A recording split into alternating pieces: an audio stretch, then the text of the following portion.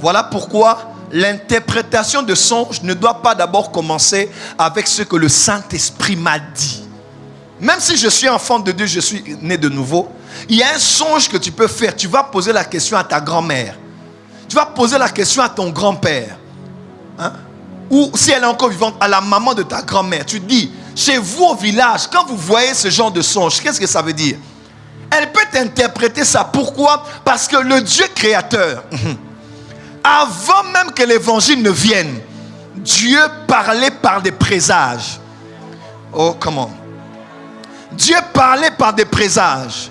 Dieu parlait par des augures. Il y a des choses, quand tu vois un corbeau, tu peux te dire, ça présage certaines choses. Moi, je ne suis pas superstitieux. Donc, je ne crois pas que tout doit être interprété spirituellement. Mais quelqu'un m'a posé la question, prophète. Quand je vois mon doigt gauche battre comme si c'est mon cœur, je sais que j'aurai l'argent. Quand je vois le haut de mon œil droit battre, je sais qu'il y a un danger. Même si tu dis, on doit être conduit par le Saint-Esprit, on a souvent diabolisé ces signes-là, disant que, oh, il ne faut pas suivre ça, c'est rien, écoute le Saint-Esprit. Papa, à part le Saint-Esprit qui nous parle, le Dieu créateur a toujours parlé à l'humanité. Il peut te parler par des signes que tu as sur le corps. Maintenant, nous les chrétiens, on est tellement des enfants de Dieu, il faut tellement que tout se passe comme ça se passe ici. Non. Est-ce que vous savez que les prophètes n'ont pas commencé ici?